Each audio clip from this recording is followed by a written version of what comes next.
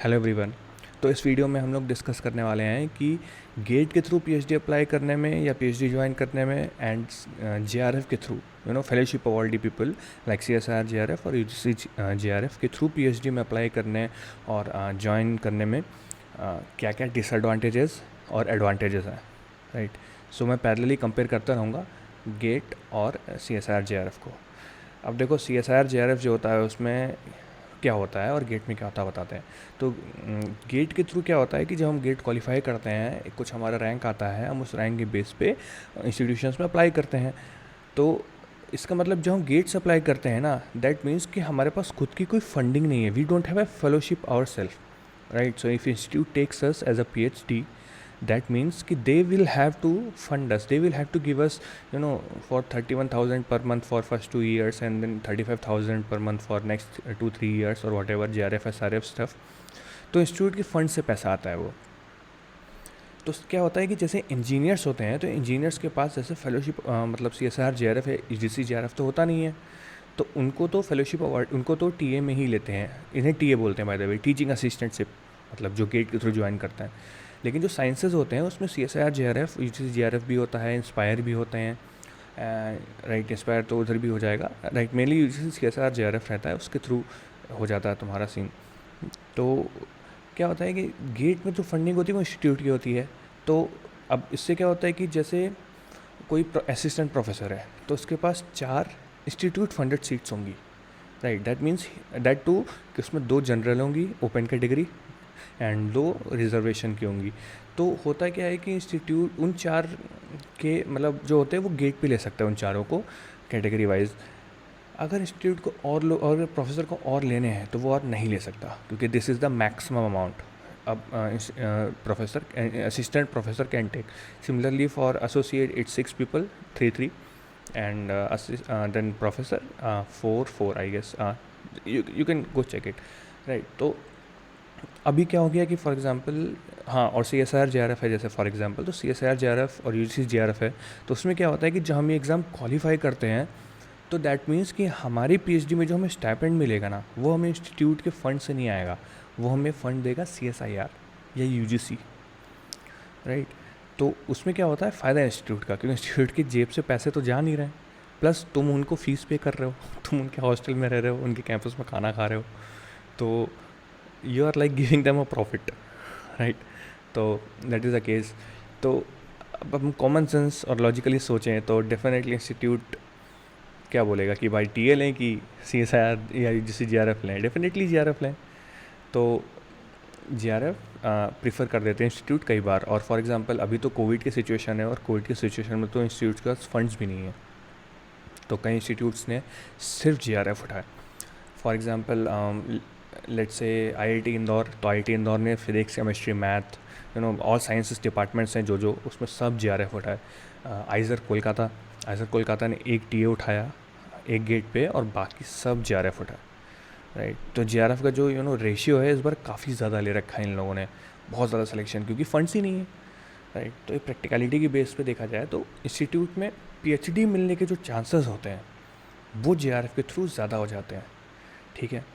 और rank cut off पे अगर हम ध्यान दें तो आईआईसी बैंगलोर का सीएसआईआर जेआरएफ का जो कट ऑफ था फिजिक्स का, वो आई थिंक 25-26 रैंक था, एंड जो गेट था वो टॉप 10 ही था। आई मीन उन्होंने स्कोर मेंशन किया था, I just extrapolated it, so it was around top 10। And similarly if we go for IIT Madras, so they had called a lot of people from JRF ranks, but very few from gate ranks as I can recall. I'm not able to exactly recall, to be honest. So तुम्हें institute से call आने की probability काफ़ी बढ़ जाती है अगर तुम्हारा JRF क्वालिफाइड है, ठीक है। 20 और हाँ, और सिलेक्शन के भी चांस ठीक ठाक रहता है। लेकिन इस साल का सीन थोड़ा चेंज रहा, क्योंकि कोविड की वजह से रैंक कट ऑफ्स बहुत हाई हुए, बिकॉज हो क्या रहा था ना कि हर इंसान हर इंस्टीट्यूट में अप्लाई कर रहा था, right. So there were people actually कि अगर तुम अभी जाके लिस्ट चेक करोगे इस साल के इंस्टीट्यूशंस मतलब पीएचडी सेलेक्टेड कैंडिडेट्स की, तो कुछ नाम तुमको शायद 9-9, 10-10 इंस्टीट्यूट में मिल जाएंगे, सब में सिलेक्शन हुआ, old IITs, new IITs, research institutions. तो इस वजह से ना रैंक कट ऑफ बहुत जा रहा था, क्योंकि हर इंसान हर जगह दे रहा था। इंटरव्यू तो घर से बैठ के देना है, तो ये सीन रहा, और इस बार भी CSR JRF को थोड़ा प्रेफर किया गया। तो ये एडवांटेज रहता है अगर तुम JRF से हो, ठीक है, तो थोड़ा एडवांटेज मेजरली मिल जाता है। JRF इसलिए इतना टफ भी होता है और सीट्स भी बहुत कम होती हैं, राइट। गेट में तुम देखोगे तुम 1200, 1500, 2000 रैंक तक है। अब JRF में तो कभी नहीं सुने होगे ना। तो JRF में जनरल कैटेगरी 120, 160, 180, फिज़िक्स की मैं बात कर रहा हूँ, जस्ट इंटरपोलेट आजू बाजू कर सकते हैं बाकी डिपार्टमेंट्स उसमें, फील्ड्स में। तो वो सीन रहता है तुम्हारा कि रैंक्स भी बहुत कम आती है और कंपटीशन बहुत टफ रहता है JRF में भी, क्योंकि भाई ऑफकोर्स इंस्टीट्यूट अगर फंड कर रहा है, मतलब गवर्नमेंट या CSR फंड कर रहा है, तो उस हिसाब से होता भी है। एडवांटेज क्या है JRF का कि तुम कहीं भी अप्लाई करो तुम्हें स्टाइपेंड मिलेगा, राइट, इतना ही मिलेगा। क्योंकि क्या है ना, गेट के थ्रू IITs NITs में अप्लाई करोगे वहाँ तुम्हें 31 मिल जाएगा, लेकिन तुम्हें अगर NIT या IIT नहीं मिला, और वो भी IIT में मैं सारे IIT नहीं कहूँगा, क्योंकि कई NITs में सारे NITs नहीं कहूँगा, मे बी लोअर NITs में तो शायद फंडिंग के इशू अभी चालू हो गए, तो तुम्हें प्रॉब्लम हो जाएगी। क्योंकि गेट के थ्रू अगर तुम सेंट्रल यूनिवर्सिटीज़ में घुसोगे तो तुम्हें सिर्फ मुश्किल से 8,000, 10,000 या मे बी ज़ीरो मिलेगा, 1 रुपया भी शायद नहीं देंगे तुम खोलो, ठीक है। तो यहाँ पे CSIR JRF ना बहुत हेल्पफुल होता है कि तुम किसी भी इंस्टीट्यूट में एनरोल होगे ना, तुम्हें 31,000 पर मंथ आना ही है। तो ये बहुत बड़ा एडवांटेज है JRF का कि तुम्हें पैसा मिलता रहेगा भाई। ठीक है, और ये हो गया। अब बात करते हैं कि रैंक वाइज कट ऑफ में एडवांटेज JRF में, फिर इंस्टीट्यूट ज्वाइन करते हो, मतलब सिलेक्शन का चांस में भी JRF रहता है, ठीक है, और फंडिंग तो तुम्हारी फिक्स हो गई। अब तुम्हारा सिलेक्शन हो गया, okay, let's talk after that. यहाँ पे तुम्हारा जो CSR JRF है ना, वो बहुत हार्श रियलिटी है उसकी, या UGC JRF है उसकी बहुत हार्श रियलिटी है। जो टीचिंग असिस्टेंटशिप के बेस पे ज्वाइन होते हैं उनको जो फंड्स हो, जो स्टाइपेंड होता है, राइट, फॉर एग्जांपल मैंने ज्वाइन किया मान लो 10 अगस्त को, तो मेरा 10 अगस्त से 31 अगस्त तक का स्टाइपेंड जो होगा अराउंड 20-21 हज़ार रुपये, वो मुझे 2-3 सितंबर तक मेरे अकाउंट में आ जाएगा। They are so fast. I am talking about IITs and NITs।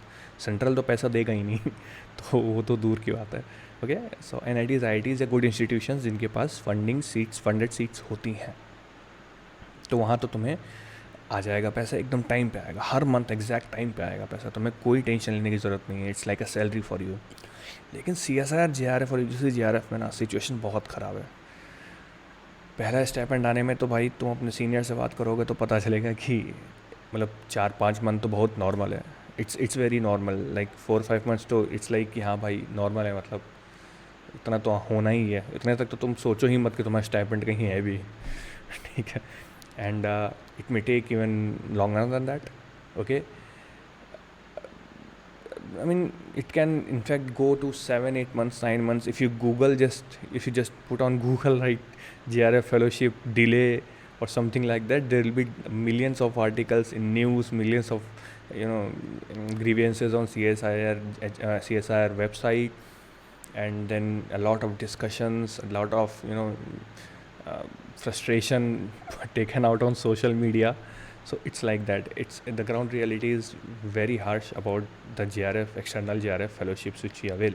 So we don't get it on time.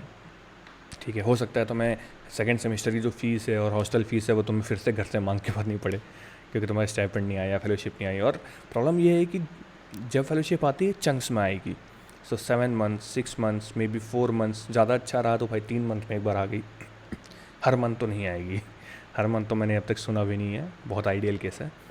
तो उसमें ये भी होता है कि फिर तुम्हें पता नहीं नेक्स्ट फेलोशिप कब आएगी, राइट। सो मान लो तुम्हें 6 मंथ बाद फेलोशिप है, तो यू एक्सपेक्ट कि अगली फेलोशिप क्या पता 2 मंथ में आ जाए, क्या पता 6 मंथ में आ जाए, और क्या पता 9 मंथ में आ जाए, हु नोस। पैसा तुम्हें पूरा मिलेगा, you will get all the money, every penny of it, but the point is you won't get it on time. So there are people who are broke, right, there are people who had to ask money from their family even being in third year of PhD or fourth year of PhD, because they are not able to fill the give the college fees and all everything because of these things. तो ये चीज़ काफ़ी ज़्यादा hard है, मतलब काफ़ी harsh है हम लोग CSIR अगर से हम लोग ज्वाइन करें तो, या यूजीसी से अगर हम लोग ज्वाइन करें तो। लेकिन कुछ इंस्टीट्यूशंस होते हैं जो तुम्हें मतलब अपने फंड से पैसे देंगे जब तक तुम्हारी जेआरएफ की फेलोशिप नहीं आ जाती, और फिर जब आ जाएगी तो वो तुमसे उतना ही वापस ले लेंगे।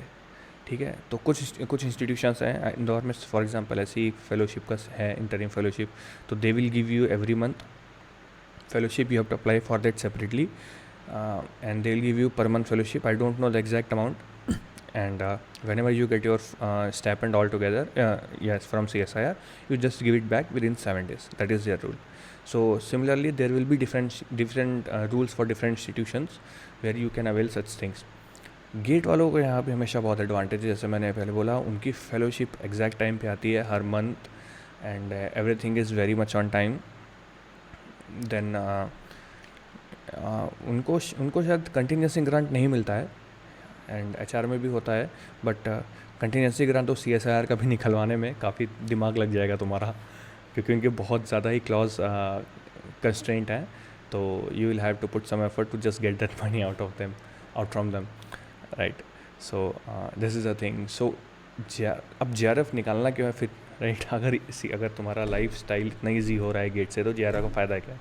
तो भाई इंस्टीट्यूट में पहुंचने के लिए ही तुम्हें जेआरएफ जेआरएफ से पहुंचने का चांस ज़्यादा है दैन गेट, राइट? तो इसलिए रहता है। अगर आई होप कि विद टाइम आपकी, जैसे फॉर एग्जांपल सीएसआर ने अपना जो फेलोशिप का जो सिस्टम है वो ऑनलाइन कर दिया है, and it's very transparent. You can put your file number and check if the things are processed or not, and at what level of processing it is there. So it's very much transparent, and it's a pretty fast now, and they are working very hard on putting it online. And once it goes online, I hope this delay in the fellowship will definitely reduce drastically. So it's an optimistic approach for that. So this is the thing.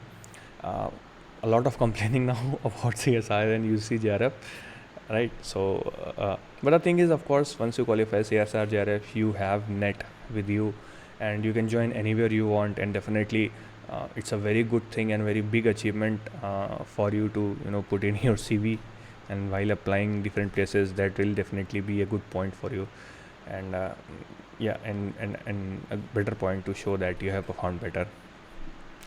So that is it for this video.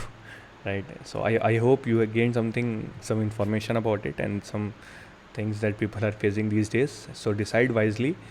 If you have CSIR, JRF and GATE both, and you get admitted somewhere, try to go through GATE as per my advice. If you have good ranks in both, try to go through GATE if you want fellowship on time, right? Right, so this is the thing, and of course try best for JRF, because if you don't get because the thing is, tomorrow is very uncertain, right? As the forms were delayed and everything, and the fundings are just going down for various institutions, top institutions, not just IDs and ITs, many research institutions too. So it's very important to just have a backup, and that backup is actually, you can say, JRF. So just focus on that, perform well, and I hope you got some information from here, and see you soon. Goodbye.